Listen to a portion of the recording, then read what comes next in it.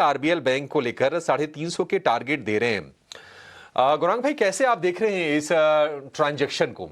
आपको लगता है कि आरबीएल बैंक यहां से फर्दर री रेट होने के लिए तैयार हो गया है, या फिर आपका व्यू कुछ अलग है? क्योंकि हमने देखा कि यस बैंक में भी फॉरेन के बैंक ने हिस्सा लिया। हालांकि शेयर में हमने कोई बहुत ज्यादा उत्साह अब तक तो नहीं देखा है। बहुत बहुत धन्यवाद अभिषेक भाई, इस मंच पर आमंत्रित करने के लिए।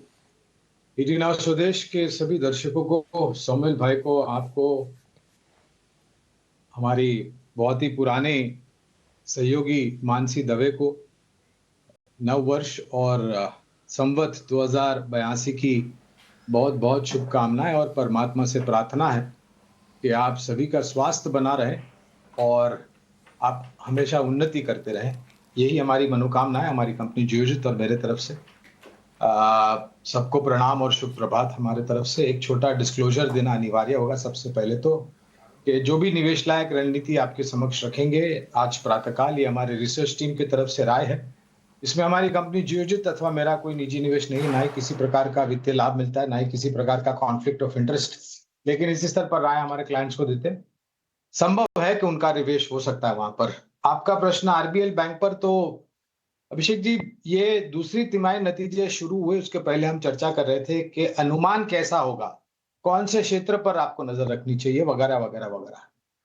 प्राथमिकता के तौर पर हमने कहा था कि वित्तीय क्षेत्र सिर्फ दूसरी तिमाही में नहीं अभिषेक भाई, लेकिन आने वाले तिमाहियों में, यानी कि तीसरी, चौथी और आने वाले वित्तीय वर्षों में हमारा आकलन ये कहता है कि वित्तीय क्षेत्र जहां पर सरकारी बैंक का खेमा होगा, निजी क्षेत्र बैंक का खेमा होगा, और उसके साथ साथ कुछ चुने मजबूत non banking finance companies, NBFCs, ये पूरा समीकरण अगर आप देखेंगे तो एक ब्रह्मांड खड़ा होता है वित्तीय क्षेत्र का।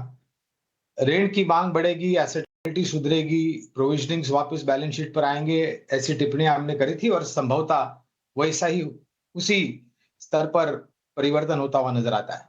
आपका प्रश्न था आरबीएल बैंक के ऊपर, तो अभिषेक भाई, आरबीएल बैंक एक कमजोर कड़ी, जैसे बंधन बैंक, आरबीएल बैंक, ये निजी क्षेत्र की कुछ कमजोर कड़ियां हैं जिन्होंने मेरे ख्याल से अपने ऋण को कुछ ऐसी कंपनियों को दिया था जहां से प्रश्न चिन्ह बहुत बड़े बड़े लग गए थे, और एसेट को लेकर के तीव्र गति से ऊपर की तरफ के दायरे, तीव्र गति से वास्तविकता से जात जुड़ते हैं, और देखिए परिणाम आप, तो नेट एनपीए में नीचे थोड़ी बहुत, ग्रॉस एनपीए में आपको नीचे की तरफ आंकड़े, नेट एनपीए में थोड़े ऊपर की तरफ के आंकड़े, और सुधार अब धीरे धीरे हो रहा है। तो हमारा आकलन ये कहता है कि हाँ, पहले तो आरबीएल बैंक के ऊपर चर्चा कर रहे हैं तो एक डिस्क्लोजर देना अनिवार्य होगा कि हमने हमारी निवेश बनाए रखने की राय है, लेकिन हाँ, क्योंकि ये थोड़ी कमजोर कड़ी है आरबीएल बैंक और बंधन बैंक, तो आपके पास जोखिम झेलने की क्षमता थोड़ी ऊपर की तरफ हो तो ये ज्यादा अनिवार्य होगा।